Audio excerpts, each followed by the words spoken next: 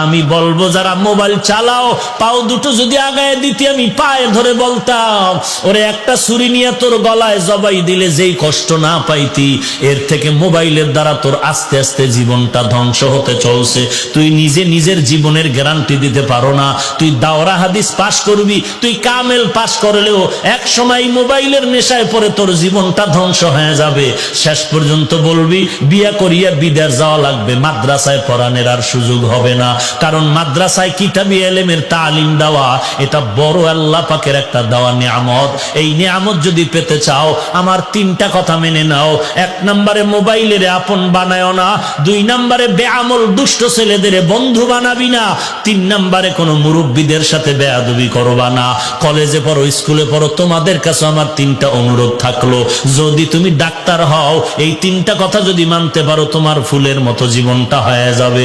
আল্লাহর হস্তে পায়ে হাত রেখে বলি রে বাবা, আল্লাহর কাছে তওবা করো, আল্লাহওয়ালাদের দোয়া নাও, ওস্তাদদের দোয়া নাও, শিক্ষকের বিরুদ্ধে কখনো সমালোচনার আন্দোলন করিও না, আল্লাহর কাছে কান্না করো।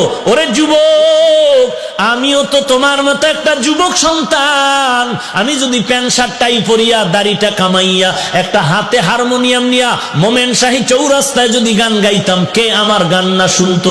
কিন্তু না রে বাবা না। কেন এই শীতের মধ্যে টুপি ফালাই না, দাড়ি ফালাই না? কেউ যদি কোটি টাকা দিয়া বলে হাফিজ ভাই দাড়িটা ফালায় দাও, গলায় ছুরি লাগবে, জীবনে আমি দাড়িটা ফালাবো না।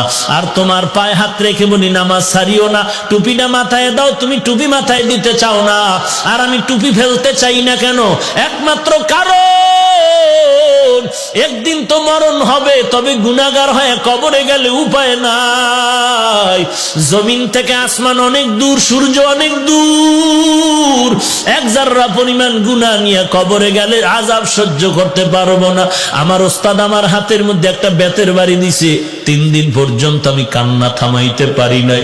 কিন্তু আমি যদি গুনাহগার হইয়া কবরে যাই, ওই কবরের যখন গুনাহগারের দুই পাশ থেকে মাটি চাপ দেওয়া শুরু করবে, একটা বেতের বাড়ি সহ্য করতে পারি না।